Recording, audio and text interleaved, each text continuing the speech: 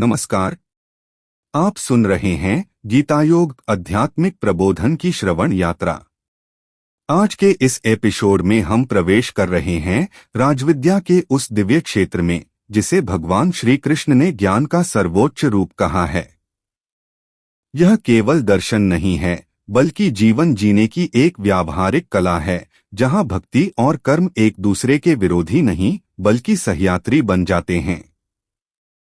आज की तेज, तनावपूर्ण और परिणाम केंद्रित दुनिया में मनुष्य शांति खोज रहा है।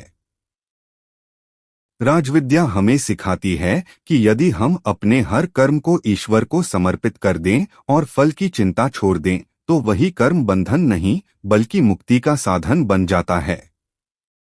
एक साधारण किसान की लघुकथा के माध्यम से आज हम यह भी समझेंगे कि कैसे निष्काम भाव से किया गया साधारण कार्य भी ईश्वर की सच्ची सेवा बन सकता है। तो आइए इस श्रवण यात्रा में हमारे साथ चलिए, जहां कर्म बोझ नहीं भक्ति बन जाता है और जीवन साधना।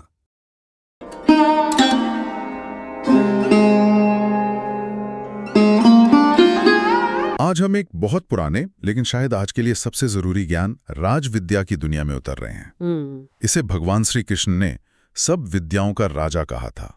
अब सवाल यह है कि यह हजारों साल पुराना ज्ञान आज की हमारी जो ये हाइपर कनेक्टेड डेडलाइन ड्रिवन जिंदगी है, इसमें कितना रेलेवेंट है? बिल्कुल, और ये सवाल ही सबसे इंटरेस्टिंग है ना? क्या ये सिर्फ एक फिलोसॉफिकल कॉन्सेप्ट है या फिर हमारी मेंटल पीस और प्रोडक्टिविटी के लिए एक प्रैक्टिकल टूल? आज हम यही जानने की कोशिश करेंगे। हमारी आज की चर्चा का आधार है राजविद्या, और हमारा मकसद सिर्फ इसे समझना नहीं बल्कि ये देखना है कि क्या ये हमारी रोजमर्रा की उलझनों का, हमारे स्ट्रेस और बर्नआउट का कोई हल दे सकती है। तो चलिए इस गुत्थी को सुलझाते हैं।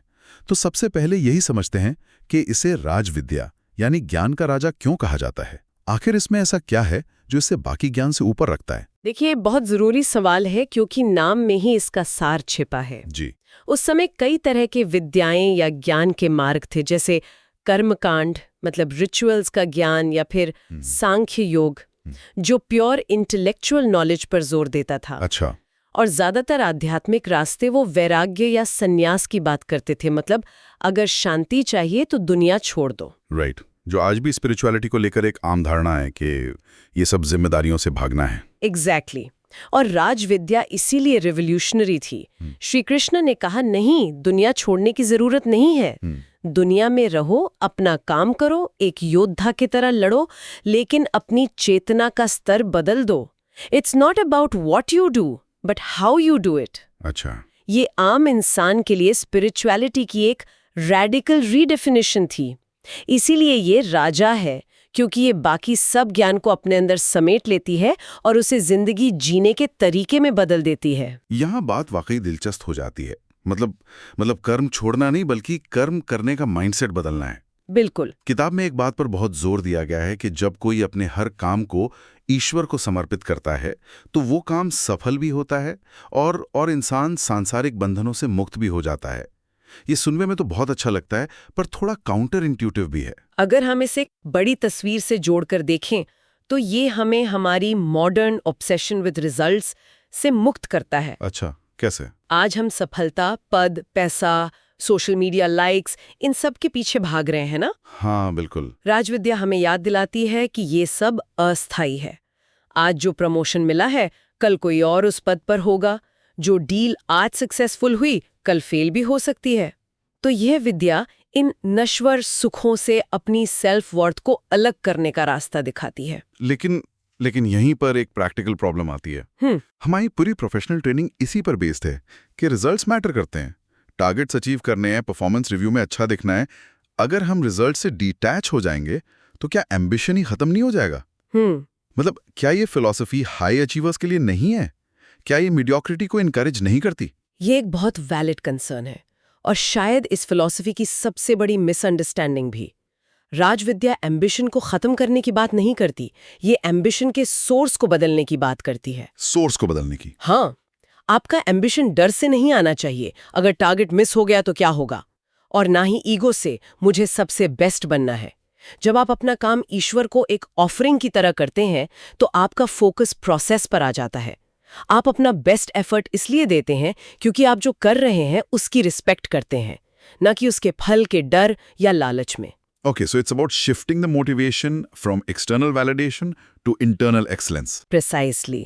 और होता ये है कि जब आप रिजल्ट के प्रेशर से मुक्त होकर काम करते हैं तो आपकी परफॉर्मेंस एक्चुअली इम्प्रूव होती है। अच्छा, हाँ, आप ज़्यादा क्रिएटिव होते हैं, ज़्यादा फोकस्ड होते हैं, क्योंकि आपकी मेंटल एनर्जी चिंता में बर्बाद नहीं हो रही। तो ये मीडियोक्रिटी नहीं बल्कि सस्टेनेबल हाई परफॉर्मेंस का रास्ता है। ठीक है, ये पर्सपेक्टिव तो बहुत पावरफुल है और शायद यहीं पर भक्ति और कर्म के संतुलन की बात आती है, जो आज के दौर में सबसे बड़ा जगल है। हाँ, और किताब में आधुनिक जीवन की 2 एक्सट्रीम सिचुएशंस का जिक्र बहुत सटीक है। एक तरफ वो लोग हैं जो काम में इतने डूबे सुबह से रात तक, बस डेडलाइन, टारगेट, मीटिंग्स, कि उन्हें स्पिरिचुअलिटी एक लग्जरी लगती है, लाइक अ स्पा डे, जो कभी फुर्सत मिली तो कर लेंगे। और दूसरी तरफ कुछ लोग स्पिरिचुअलिटी को एक एस्केप रूट की तरह देखते हैं। बिल्कुल। उन्हें लगता है कि ऑफिस की पॉलिटिक्स, घर की जिम्मेदारियां, ये सब मोह माया है और इससे दूर भागना ही असली अध्यात्म है। और राजविद्या कहती है कि ये दोनों ही लाइफ को गूगल मैप्स पर गलत डेस्टिनेशन डालकर चलाने जैसा है। You will be moving, but in the wrong direction. Shri Krishna इसी दुविधा का समाधान देते हैं कि असली रास्ता इन दोनों को साथ लेकर चलने का है। सवाल ये नहीं है कि कर्म या भक्ति, सवाल ये है कि कर्म को भक्ति कैसे बनाया जाए। और किताब इसका जवाब एक शब्द में देती है, निष्काम भाव। यानी फल की चिंता किए बिना कर्म करना। अब ये एक और कॉन्सेप्ट है जो सुनने में सरल लगता है पर करने में शायद सबसे मुश्किल। बिल्कुल। निष्काम भाव का मतलब कर्म के प्रति लापरवाही नहीं है, ये आलस का बहाना नहीं है। ठीक है, इसका मतलब है कि आप अपना 100% एफर्ट डालें, पूरी स्किल और डेडिकेशन से काम करें, लेकिन फाइनल आउटकम को ईश्वर पर छोड़ दें। जब हम परिणाम से बहुत ज्यादा जुड़ जाते हैं तो सफलता हमें अहंकारी बनाती है और असफलता हमें तोड़ देती है। निष्काम भाव हमें इन दोनों ही इमोशनल रोलर कोस्टर्स से बचाता है। ये तो मैनेजमेंट की किताबों में पढ़ाए जाने वाले डिटैच्ड इन्वॉल्वमेंट जैसा लगता है। काम में पूरी तरह इन्वॉल्व रहो पर उसके नतीजे से इमोशनली डिटैच्ड रहो। मुझे लगता है ये उससे कहीं ज्यादा गहरा है। डिटैच्ड इन्वॉल्वमेंट एक मेंटल ट्रिक है परफॉर्मेंस सुधारने के लिए। अच्छा, राजविद्या एक फंडामेंटल शिफ्ट है कि आप खुद को कौन मानते हैं। कॉर्पोरेट डिटैचमेंट में आप परिणाम से खुद को अलग करते हैं पर उस खालीपन को भरने के लिए कुछ नहीं होता। राजविद्या में आप परिणाम को एक उच्च शक्ति ईश्वर को सौंपते हैं। So it's not just detachment, it's reattachment to something higher. इससे एक भरोसे और सुरक्षा का भाव आता है जो कॉर्पोरेट टेक्निक्स नहीं दे सकती। ये मानसिक बोझ को हल्का नहीं, खत्म ही कर देता है। ठीक है, इस थ्योरी को एक प्रैक्टिकल एग्जाम्पल से समझते हैं। किताब में निष्काम कर्म और भक्ति का फल नाम की एक छोटी सी कहानी है। मुझे लगता है कहानियों से ये एब्स्ट्रैक्ट आइडिया ज्यादा आसानी से समझ आते हैं। बिल्कुल, कहानियां इन विचारों को जिंदा कर देती हैं। तो कहानी हरि प्रसाद नाम के एक साधारण किसान की है। उसकी जिंदगी बहुत सिंपल थी। वो रोज सुबह से शाम खेतों में मेहनत करता और शाम को गांव के मंदिर में दिया जलाता। सब ठीक चल रहा था, लेकिन उसके मन में हमेशा एक कश्मकश रहती थी। क्या भगवान मेरी पूजा स्वीकार करते होंगे? मेरा ज्यादातर समय तो खेतों की मिट्टी में ही निकल जाता है। मेरे पास बड़े बड़े पंडितों की तरह घंटों बैठ के पूजा करने का समय कहाँ है? ये वही सवाल है जो आज के दौर में एक कॉर्पोरेट एम्प्लॉई या एक स्टार्टअप फाउंडर के मन में भी है। सही बात है। मेरे पास मेडिटेशन के लिए समय कहाँ है? मेरी तो नौकरी ही इतनी डिमांडिंग है। हरि प्रसाद हम सभी को रिप्रेजेंट कर रहा है। बिल्कुल। एक दिन गांव में एक पहुंचे हुए संत आए। हरि प्रसाद ने हिम्मत करके उनसे अपना सवाल पूछ ही लिया। उसने कहा, स्वामी जी, लोग कहते हैं भक्ति से भगवान मिलते हैं, पर मेरा तो पूरा दिन काम में जाता है। क्या भगवान मुझसे नाराज होंगे? और यहाँ संत का जवाब ही राजविद्या का पूरा सार है। उन्होंने मुस्कुराते हुए कहा, बेटा, भगवान केवल तुम्हारे मंदिर में जलाए दिए को नहीं देखते, वो तुम्हारे खेत में बहाए पसीने को भी देखते हैं। वाह। अगर तुम अपना हर काम, चाहे खेतों की जुताई हो या परिवार का पालन पोषण, ये सोचकर करो कि तुम भगवान की ही सेवा कर रहे हो, तो तुम्हारा हर कर्म ही पूजा बन जाएगा। ये लाइन दिल को छू जाती है, तुम्हारा हर कर्म ही पूजा बन जाएगा। संत ने उसे समझाया, जब तुम बीज बोते हो तो ये सोचो कि तुम दुनिया का पेट भरने के लिए भगवान का काम कर रहे हो। जब तुम अपने परिवार के लिए रोटी कमाते हो तो ये सोचो कि तुम भगवान के ही अंशों की सेवा कर रहे हो। क्या अद्भुत पर्सपेक्टिव है। इसने तो कर्म की डेफिनेशन ही बदल दी। हाँ, जो काम पहले सिर्फ एक जिम्मेदारी या बोझ लगता था, अब वही डिवाइन से कनेक्ट होने का माध्यम बन गया। तो हरि प्रसाद को ये समझ आया कि भक्ति का मतलब सिर्फ मंदिर में। हाँ बिल्कुल। उस दिन से उसने अपना हर कर्म भगवान को अर्पित करना शुरू कर दिया। जब वो हल चलाता तो प्रभु का नाम लेता, जब फसल काटता तो धन्यवाद देता। किताब बताती है कि उसके जीवन में एक अद्भुत शांति और संतोष का अनुभव हुआ। उसका काम वही था, मेहनत उतनी ही थी, लेकिन काम करने का भाव बदल गया था। काम अब बोझ नहीं, उत्सव बन गया था। और यही सबसे बड़ा ट्रांसफॉर्मेशन है। बाहरी परिस्थितियां शायद न बदलें, आपका बॉस शायद वैसा ही रहे, ट्रैफिक शायद उतना ही हो, लेकिन आपकी आंतरिक स्थिति पूरी तरह बदल जाती है। बिल्कुल। काम का स्ट्रेस, एंजाइटी, ये सब धीरे धीरे डिसॉल्व होने लगते हैं, क्योंकि अब आप अकेले कर्म नहीं कर रहे हैं, आप उसे एक समर्पण बना रहे हैं। ये किसान की कहानी तो बहुत अच्छी है, पर इसे आज के मॉडर्न प्रोफेशनल की लाइफ में कैसे देखें? मान लीजिए कोई सॉफ्टवेयर डेवलपर है, वो अपने काम को पूजा कैसे बनाए? क्या वो कोड लिखते हुए मंत्र जपे? जरूरी नहीं।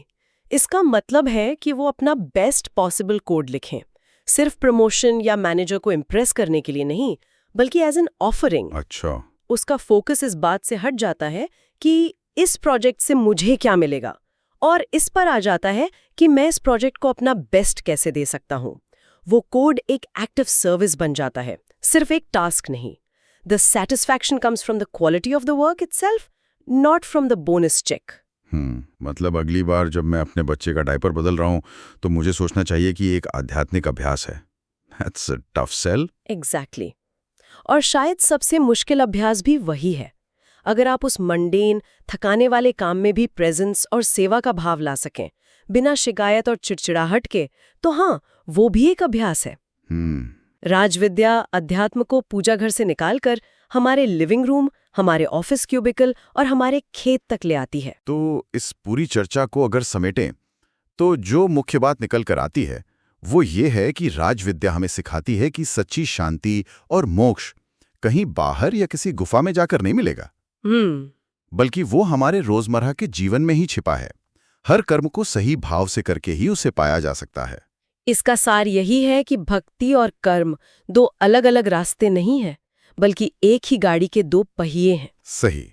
जब हम अपने काम को समर्पण का भाव देते हैं तो हमारे ऑर्डिनरी मंडेन काम भी एक स्पिरिचुअल प्रैक्टिस बन सकते हैं। हमारा ऑफिस, हमारा घर, हमारा किचन ही हमारा मंदिर बन सकता है। ये एक बहुत एम्पावरिंग आइडिया है, क्योंकि ये स्पिरिचुअलिटी को कुछ खास लोगों या खास समय के लिए रिजर्व नहीं रखता। सही बात है। ये हर किसी के लिए हर पल अवेलेबल है। आपको कुछ छोड़ने की जरूरत नहीं है, बस अपने देखने का नजरिया बदलने की जरूरत है। सही कहा। ये आध्यात्म का लोकतंत्रीकरण है, अ डेमोक्रेटाइजेशन ऑफ स्पिरिचुअलिटी। आज की ये बातचीत एक विचार के साथ समाप्त करते हैं। किताब हमें बताती है कि कैसे सही इरादे या भाव से कोई भी कर्म भक्ति बन सकता है। इससे एक और गहरा सवाल मन में आता है। अगर हमारा इरादा ही किसी कर्म को पूजा या पाप बनाता है, तो क्या कोई भी कर्म अपने आप में अच्छा या बुरा है? अच्छा। और अगर नहीं, तो ये हमारे मोरालिटी और एथिक्स की पूरे फ्रेमवर्क को कैसे चुनौती देता है?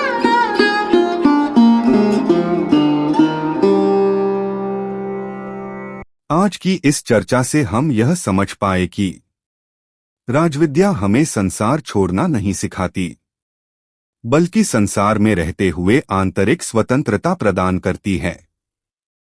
भौतिक सुख क्षणिक हैं, लेकिन जब कर्म में भक्ति जुड़ जाती है तो वही जीवन आत्मिक संतोष और शांति से भर उठता है। भगवान श्री कृष्ण का यह संदेश अत्यंत सरल और गहन है। जो भी करो, जैसा भी करो, ईश्वर को समर्पित भाव से करो। यही समर्पण कर्म को पवित्र बनाता है और यही मार्ग अंततः मोक्ष की ओर ले जाता है। यदि यह एपिसोड आपको भीतर तक स्पर्श कर रहा है, तो इस श्रवण यात्रा को यहीं न रोकिए, इसे अपने जीवन में उतारिए। अगले एपिसोड में हम इसी राजविद्या के संदेश को और गहराई से समझने की दिशा में आगे बढ़ेंगे। तब तक के लिए शांत रहें, सजग रहें और अपने हर कर्म को साधना बनाइए। धन्यवाद।